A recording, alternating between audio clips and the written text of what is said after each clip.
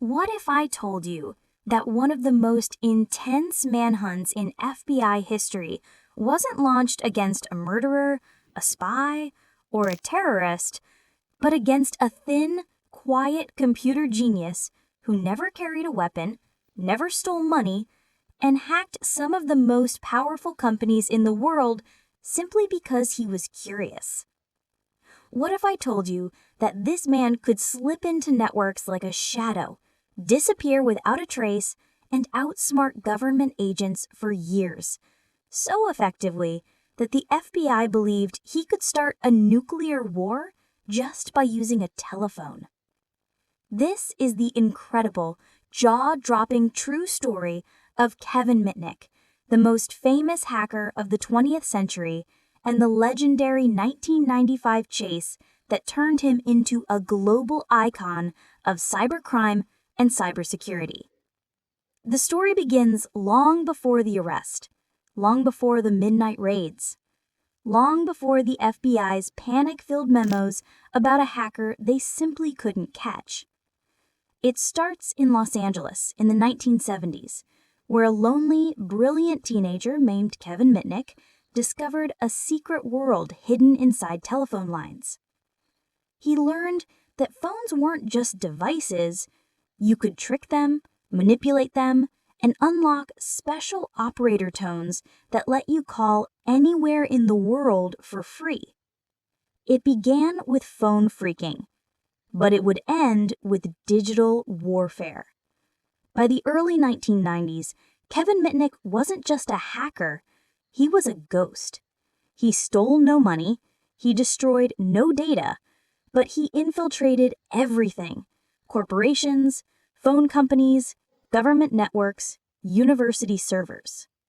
He collected source code like other people collect baseball cards, not to sell it, but because he was obsessed with understanding systems from the inside. He was addicted to the high of digital exploration. To him, hacking wasn't crime, it was oxygen. But to authorities, Kevin Mitnick was a nightmare. By 1992, the FBI launched a full investigation. Agents raided offices, knocked on doors, questioned employees, but whenever they got close, Kevin vanished, leaving no fingerprints, no logs, no trace. Why? Because he understood people better than computers.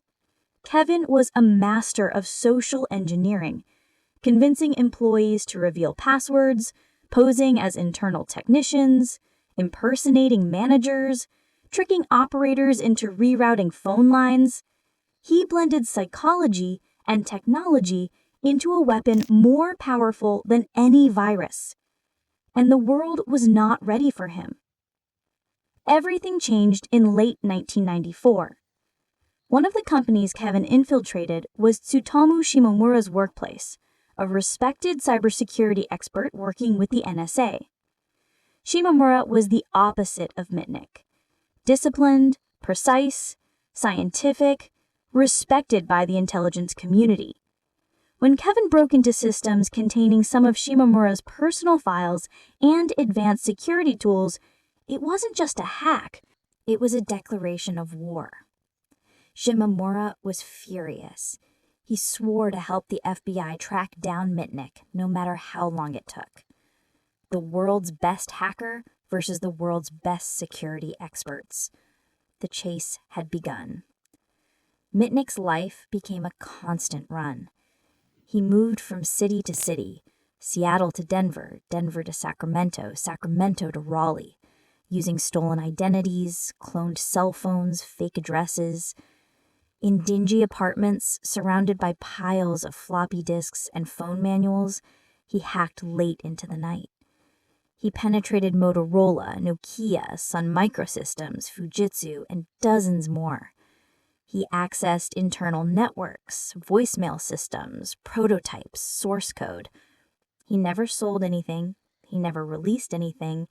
He simply explored. But every hack left a digital whisper, a small clue, and Shimomura listened. Using cutting-edge tools, radio tracing devices, and his own brilliance, Shimomura tracked Mitnick's digital footprints. He built maps of Mitnick's movements. He traced call patterns. He monitored cloned cell phone signals. Mitnick, who once seemed untouchable, was now under a microscope.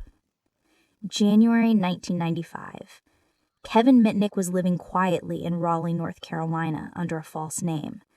He rented a small apartment, filled it with computers, and continued hacking with the confidence of someone who had evaded law enforcement for years. But the noose was tightening. Shimomura traced Mitnick's wireless phone activity to Raleigh.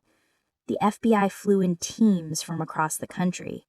They set up surveillance vans. They monitored payphones and cell towers. This was no longer a cyber investigation. It was a full-blown covert operation. One night, Mitnick hacked into Shimomura's files again, unaware that Shimomura was now tracing every packet, every call, every anonymous connection. It was the mistake that finally exposed him. The digital ghost had left a footprint. February 15th, 1995, just after midnight, Raleigh. A cold wind swept through the apartment complex where Kevin Mitnick slept, surrounded by keyboards, modems, and code printouts. At 12:30 a.m., FBI agents moved into position. Guns drawn, Kevlar on, flashlights off.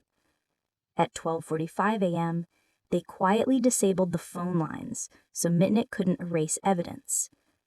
At 1 a.m., they knocked. FBI, open the door. Mitnick froze. He knew the game was over.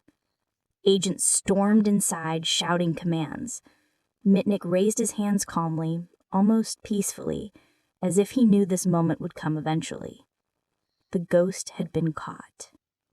After years of chasing him across states, networks, and invisible digital pathways, the FBI finally had Kevin Mitnick in custody. He was 31 years old. But the real shock came afterward. The media exploded with stories. Newspapers called him the most dangerous hacker alive. Talk shows claimed he could trigger missile launches with a phone call. Government officials warned he could break into NORAD and cause chaos. Myth blended with reality. Fear overshadowed facts. The truth? Kevin Mitnick wasn't a criminal mastermind trying to destroy systems. He was a genius, exploring a world no one understood yet. But the courts didn't see it that way. He was denied bail, partly because prosecutors argued he could start a nuclear war by whistling into a telephone. Absurd. But it worked. Mitnick spent 4.5 years in prison, including 8 months in solitary confinement, all for hacking systems without stealing a single dollar. When he was released in 2000, something unexpected happened.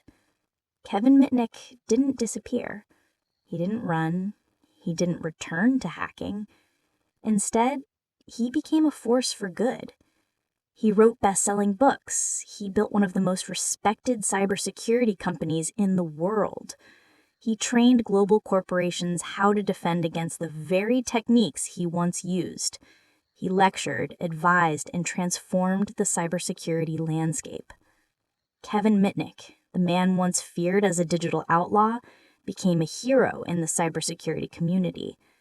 His life became a symbol of the early internet age. Wild, chaotic, full of possibility, and shaped by people who pushed boundaries simply because no one had drawn the lines yet. His legacy remains one of the most fascinating in cyber history. He didn't hack for money. He didn't hack for revenge. He hacked to learn, to understand systems, to explore, to challenge himself. He showed the world that the most powerful vulnerabilities aren't in computers, but in people. And his capture in 1995 marked the moment that the world finally understood. Technology was evolving faster than the laws that governed it, and faster than the people trying to control it. The Kevin Mitnick chase wasn't just a hunt for a hacker, it was the awakening of an entire era. An era where information was the new power, where curiosity could be dangerous, and where a single man with a keyboard could shake governments, corporations, and entire nations. Kevin Mitnick was that man, the ghost in the wires, the legend of 1995, and the hacker who changed the world.